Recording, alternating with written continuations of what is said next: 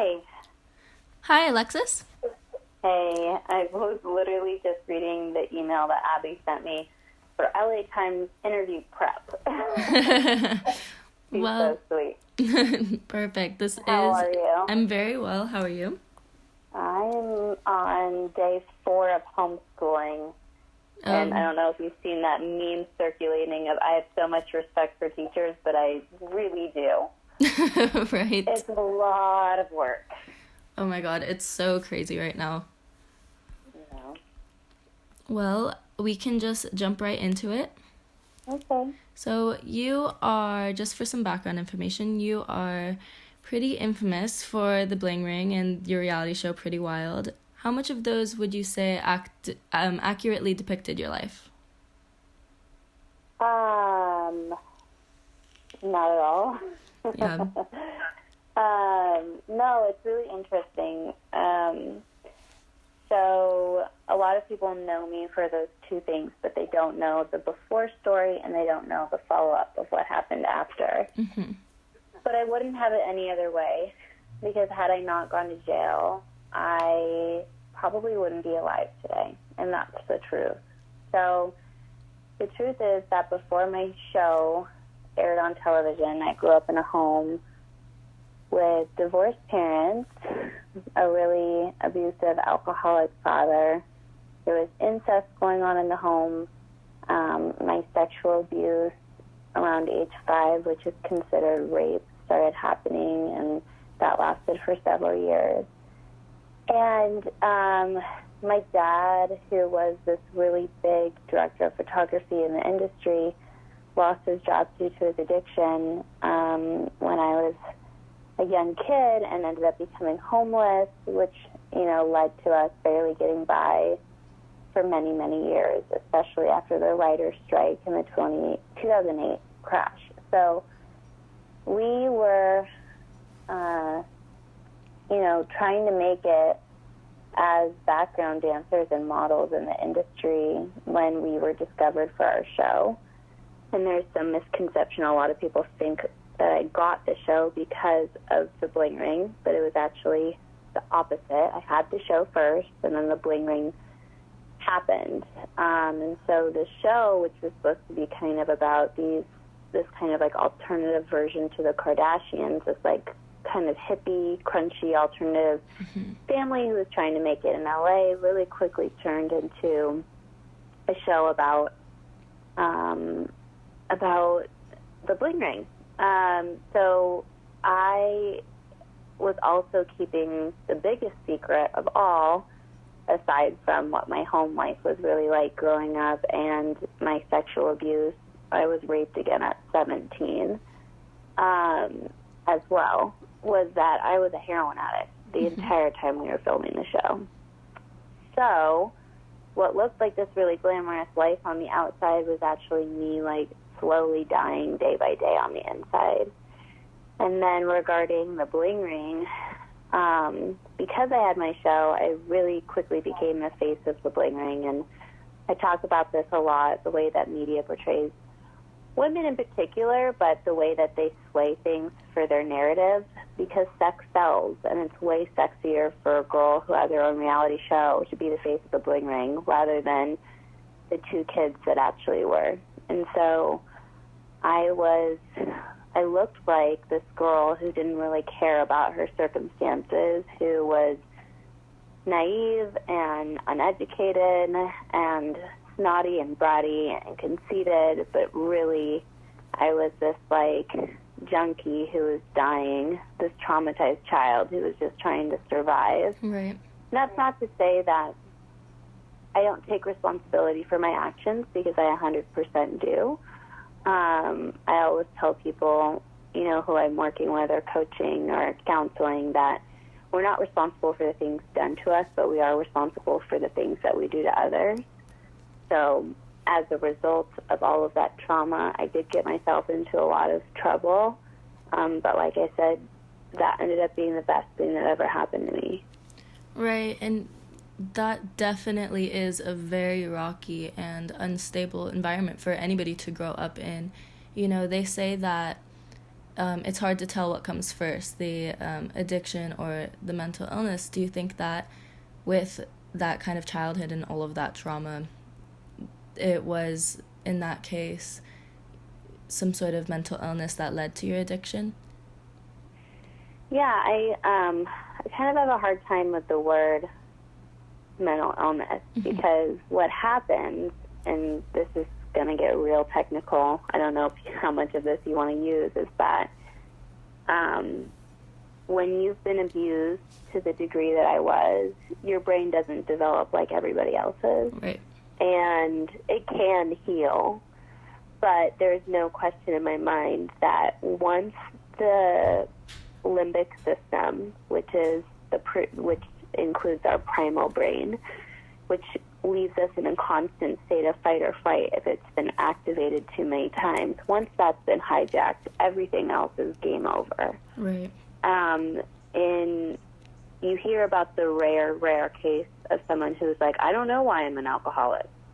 But at my treatment center, Aloe House, 99.9% of the patients we see have been severely abused in childhood.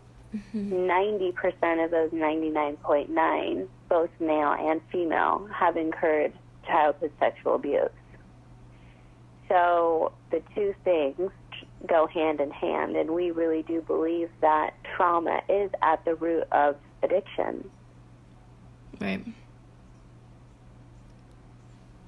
That's very true. And how do you feel that such a low point in your life was publicized on an aired reality show and a dramatized movie? How does that follow you into your adult life, and how has it? Yeah. I've never seen the movie. The show, like, I understand the producers did what they had to do in order to save the show. Like, the show was already greenlit. You know what I mean? We'd already made it past. We'd already signed our contracts. The producers had to make do with what they had to do. And so I respect that, and I get it. Having known about what I know now about reality TV back then, do I wish I could have, like, screamed to my mom, like, make it stop, do not do this? Yes. But like I said, there are no regrets. I literally have no regrets, and it was the best thing that ever happened to me. So what ended up transpiring with the movie, I think the movie, there was really an opportunity to show what was really going on behind the scenes. I know that I certainly was not the only one in the group that dealt with mental health issues.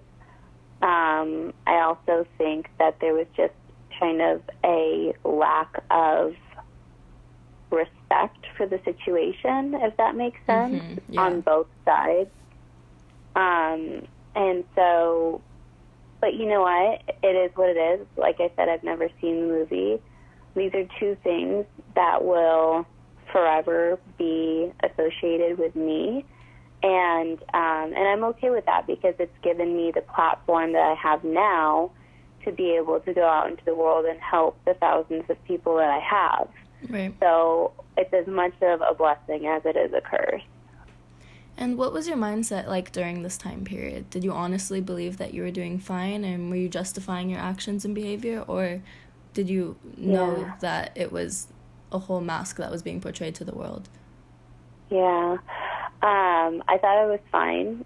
So when you're in active addiction, that substance that you're using, that's your lifeline. That's the thing that makes everything okay. That's what keeps the flooding of emotions and of pain from coming back. It keeps it at bay, you know? And so for me, I lied to myself every day and said, oh, I'm fine. Like, this is fine.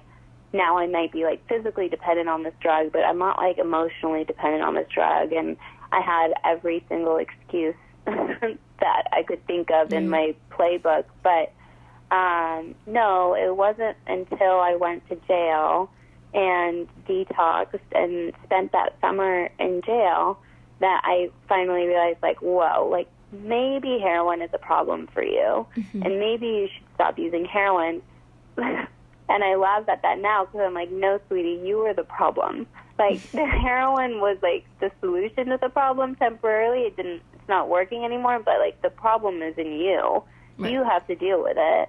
And so I didn't really gain that perspective until I went to jail, which is, you know, when I saying this is the best, that was the best thing. It really was. Like, I needed that moment to have that clarity.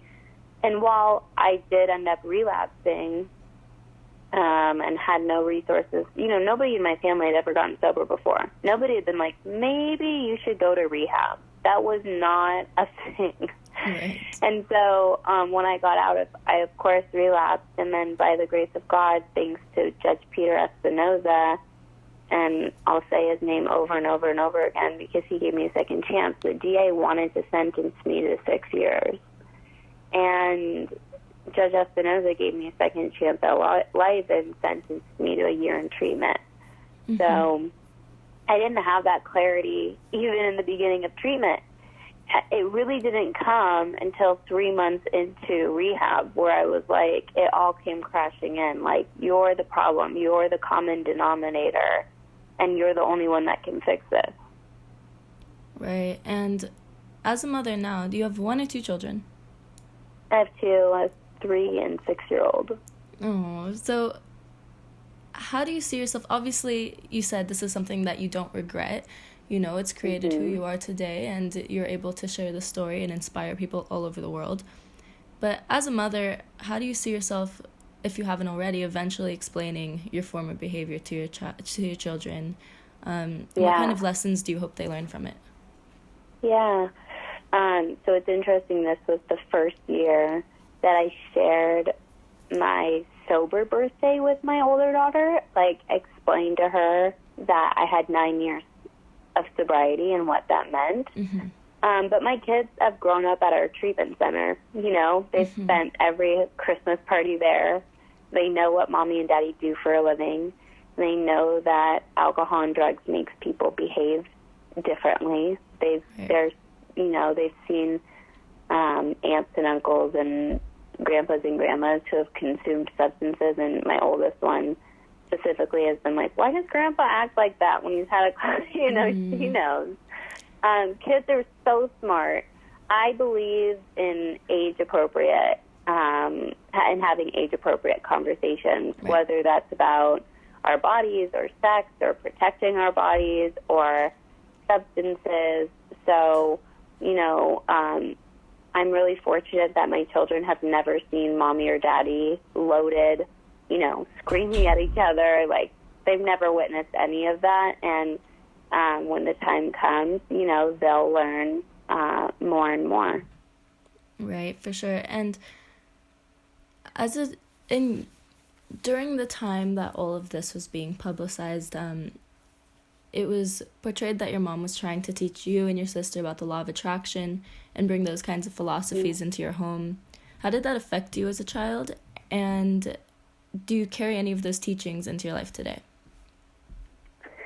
Yeah, so we were raised in that philosophy. And I can remember moments when I was 3 years old sitting on my mom's lap when she was meditating. Mm-hmm. So, like, Buddhism and Ernest Holmes' teachings of the science of mind, which is what stems all, you know, the manifestation teachings is from that book, mm-hmm, was prevalent in my household since I was a child.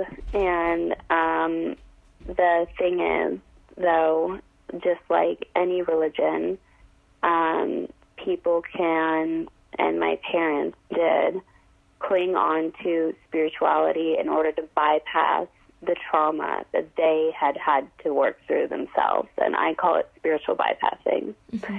And you can see this in Christianity or Judaism or any other major religion, Catholicism, where people are, like, clenching their pearls, you know, and, like, talking about how the world is filled with sinners. Right. But yet they're, like, casting out groups of people and, like, leaving children dying at our borders.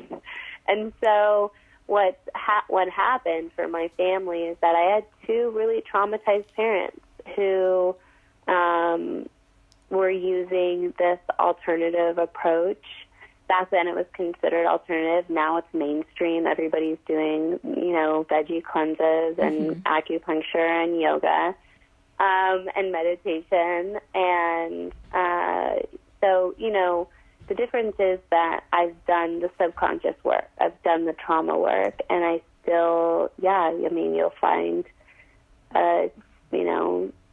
2,900-pound rose quartz in my living room right now, and a Buddha that I'm looking at on my bedroom floor. I meditate every day. I do yoga, breath work. I'm still very much so into alternative healing and my Buddhist practice today, and it's just an amazing gift that I had that foundation, that once I started into this work, I knew that I could deepen it with these other practices. Right. And what did it take for you to finally become sober? Or like you have on your website, wake the fuck up? Waking the fuck up has happened in increments throughout my sobriety. So when I first got sober, I was just trying to survive, right? One day at a time, white-knuckling it, trying to get by. Then a couple of years into my sobriety, I started working on my sexual abuse and my trauma. And then a few more years into that, I started working on my fears and my anxiety. And a few more years after that, I started really waking up to who we are as a culture and as a society and as people in this world. That happened right around the 2016 election.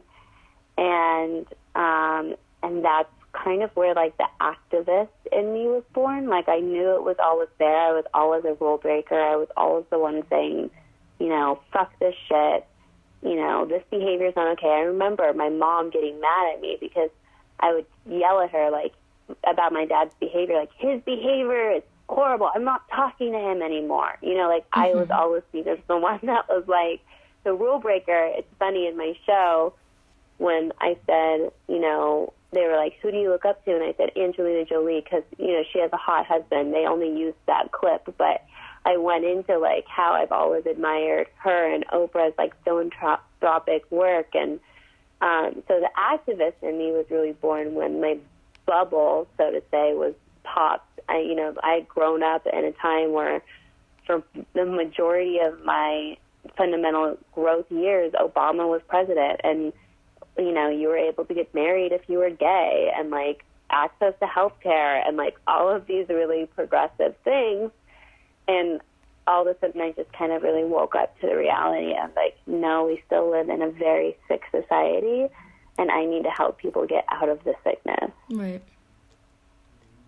And how do you think that, or firstly, what did you do to overcome your trauma? What kind of therapy? Was it EMDR? What? Yeah. I've done it all. EMDR, cognitive behavioral, neurofeedback, Reiki, emotional freedom technique, tapping, meditation.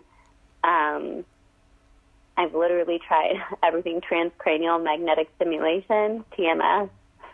I've literally tried everything except for, like, going in. You're hearing more and more about these ayahuasca ceremonies and stuff, but right. I've tried the Eastern approach and the Western approach, and I found that somewhere in the middle is what's worked best for me. Yeah. And do you think, how have you observed that your sexual trauma transpires into, your sexual activity today? Is there any sort of hesitation, or, does that ever come back? Yeah. It's interesting, when I started working through my sexual violence experiences, I would only correlate it to my sex life. And when I actually started to do the work with a therapist, I realized that when you're sexually abused, it doesn't affect just your sex life. It affects every single aspect of your life. Right. Starting with my belief systems of my body is not my own, that it's just a tool to be used by other people, you know? Yeah. I'm unworthy of love and of safety. These were the belief systems that I had. It affected my schoolwork. It affected my ability to make friends. It affected my ability to have healthy, intimate relationships. It affected the way that I viewed sex. It affected my pregnancies. It affected childbirth. It's literally permeated every single aspect of my life, and I'm really grateful that I'm a conscious person today and that I'm able to know that. Mm-hmm. I'm also really grateful for an incredible partner who is a super masculine dude who is an ultra feminist, who understands abuse, and who's been really just gentle and kind with me throughout our entire relationship. And I'm happy to report that we have a great sex life, and it totally is possible to have that. Right. You know, it's about communicating your needs.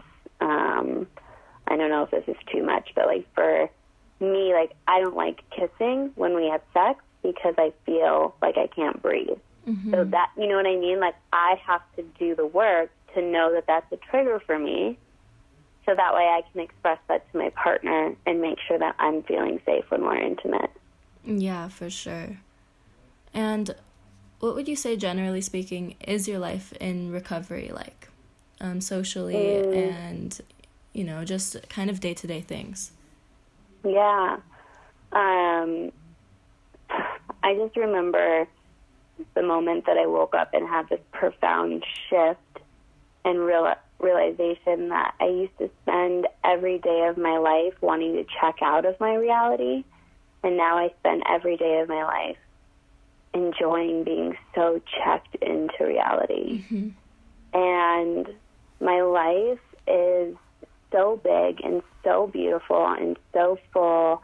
I have the most incredible, authentic relationships where I can be vulnerable and be myself, where I don't have to hide any of my secrets.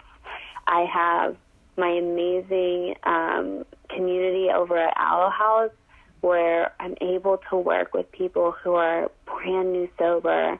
I have this podcast where I'm able to come and have people, you know, come to me and share their intimate stories, and to be a vessel and a space where people feel safe enough to share these things with me. I mean, specifically off the top of my head, the people that come to mind is the men who have come on my podcast to talk about their early childhood sexual abuse. Mm-hmm.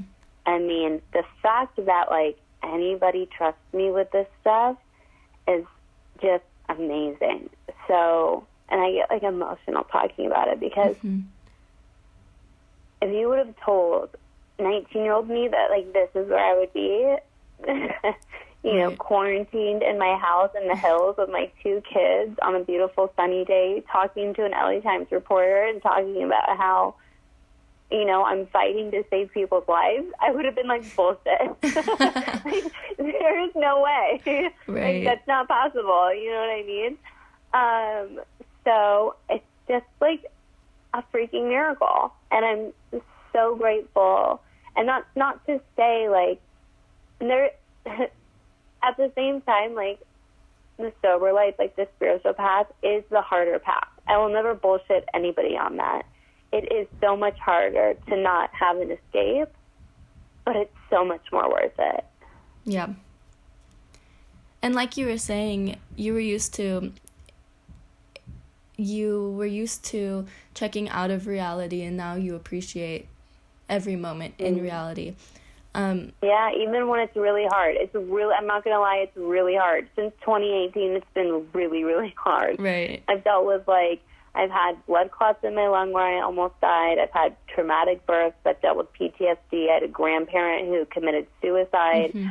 We lost 5 houses in the Malibu fires, 90% of our business. I mean, and now, you know, with coronavirus, like, we're having to shut down. I mean, there is always something. There is. But I'm here for it. Yeah. You know what I mean? Like, I'm here for it. I'm here for, like, the good moments and the bad moments, and finding the good moments in the bad moments. Yeah, is here for really it. where the joy comes from. Yeah. Yeah, exactly. And so, would you explain the meaning behind recovering from reality? Because you are recovering from checking out of reality. Exactly. So it was kind of a funny pun. Like my husband and I would say, "Oh, you're recovering from reality," like recovering from reality TV, because everyone would always bring up my like infamous moments on reality TV. And then I was like, wait a second, everybody needs to recover from their reality. Right. I don't care if it's your reality of being a divorced mom of 3 kids, if it's being a mom with special needs children, if it's being an alcoholic, if it's being a love addict, if it's being a sex addict, if it's, you know, your shitty job and your terrible mindset, the programming that you received as a child. Like, all of us need to wake the fuck up and come to terms with our reality, right? Yes. And so recovering from reality is just a platform and a community that I'm building of people, thousands upon thousands now, who are listening to the podcast, who are doing the work, who are in my online courses, who are reading the book, who are really willing to do the deep dive that it takes to work on themselves and to heal from their own individual realities. So it's a really cool thing. I'm really grateful that I get to do this. It's such a trip. It definitely is a really cool thing, and I've noticed that you've spoken with people from YouTube influencers to spiritual wellness coaches. What kind of people do you aim to feature on your podcast? Everybody. Everybody is welcome. And we meet people where they're at. I don't know if you heard all the buzz around Tiana Marjo coming on the podcast, but everyone was like, what the hell? Like, she is not the appropriate guest for recovering from reality. I hate when people put me in a box. Like, absolutely Tiana is just as worthy of my time as freaking Deepak Chopra. Yes. That's the truth. And my messaging there is that the Alexis, who was broken and traumatized, was just as worthy of love and respect as the Alexis that everyone deems as respectable and worthy now. Right. And that is what will heal our society, right? Yeah. When people start realizing that the value of the children at our borders and the mothers in Syria who are escaping with their babies, pregnant, starving, are just as worthy of a house and shelter and love and freedom as we all are. And it's not until we see it that way that we'll be able to really lift up the most marginalized, the ones that are deemed most unlovable and unvalued. Until we lift them up, none of us will be equal, and we will not experience peace at all. Right, exactly. And I think that the saying on your website is very powerful. The would you rather stay unconscious or get comfortable? What does that mean to you?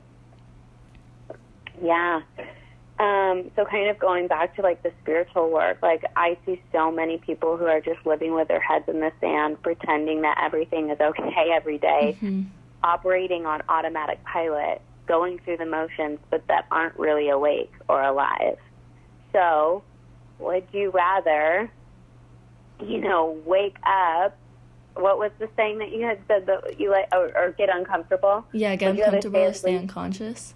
Stay unconscious. So would you rather operate from that place of unconsciousness? Like literally, how present are we in our days?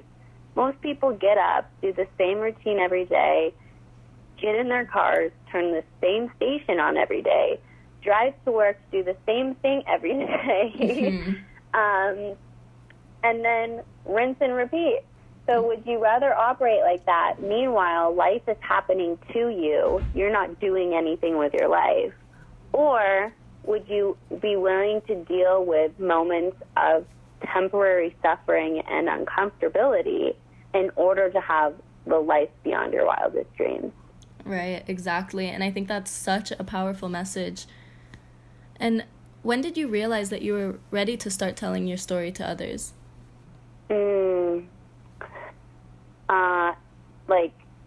today. No, I've really just had to do it. We bought a house in a very Stepford-like community a couple of years ago. This was right after the election.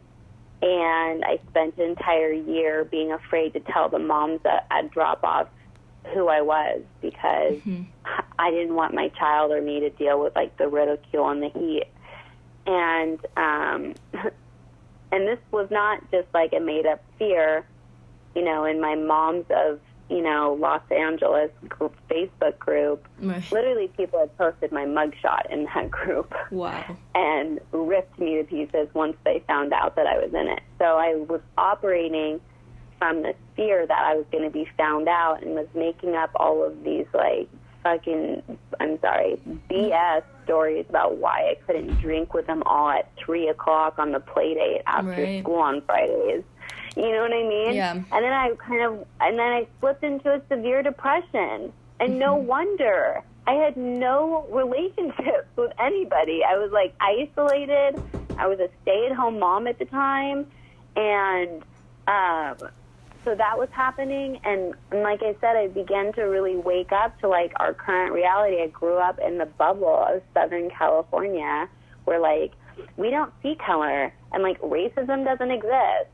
And it's like, oh my God, It's everywhere. It was kind of like one of those things, and it's like, there you are. Like, you just woke up to everything that was transpiring, and we're hearing on the news all of these horrendous things that were happening, like what happened in Charlotte, and what happened, you know, and people marching in the streets, and Jews will not replace us, and seeing what was happening at our borders and with ICE and all these things. And I was like, wait, if we want to heal all of this, we have to heal individually.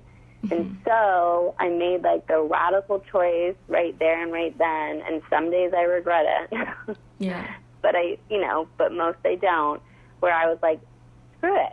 I'm just going to come out and tell the whole world that we're on, that, you know, we need to do something about this, and that if you want to follow me along on this path, I'd be happy to create a platform and a community where we can all tell our stories in a place that's, like, judgment-free.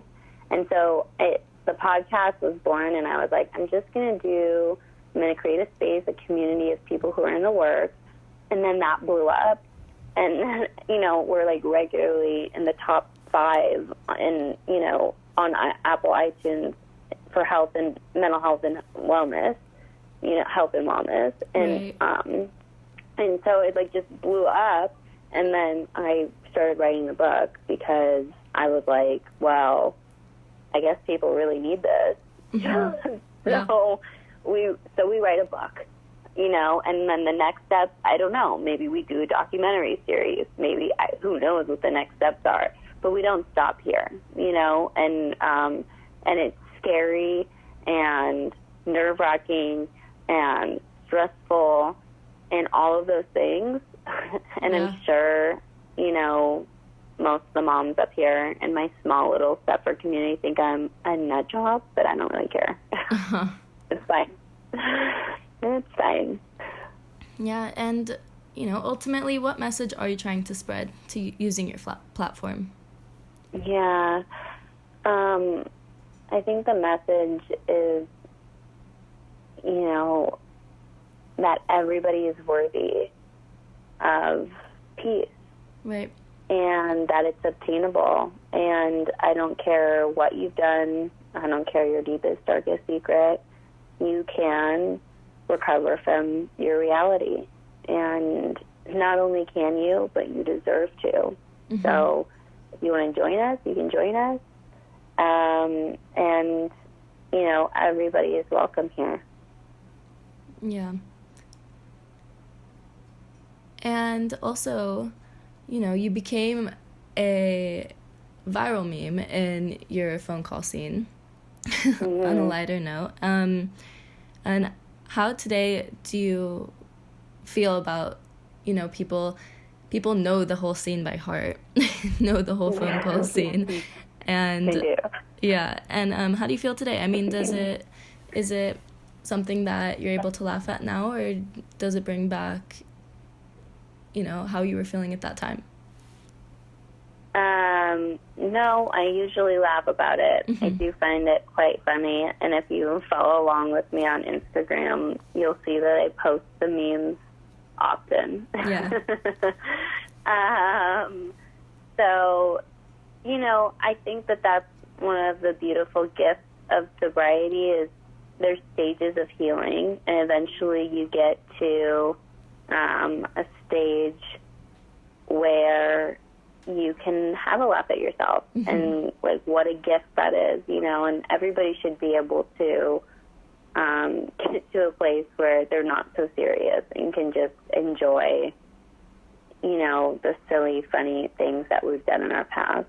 Right. And I think there's that saying like we don't wish to shut the door on our past, and that's the truth. Like I don't wish to close that door at all. Had it not happened, then I wouldn't be here today. Exactly. And that's all I have for today. Thank you so much. Yeah, thanks for doing this. I look forward to reading it. Yes, of course. Have a great quarantine and isolation. And You too. All right. You too. Have a good one. Bye.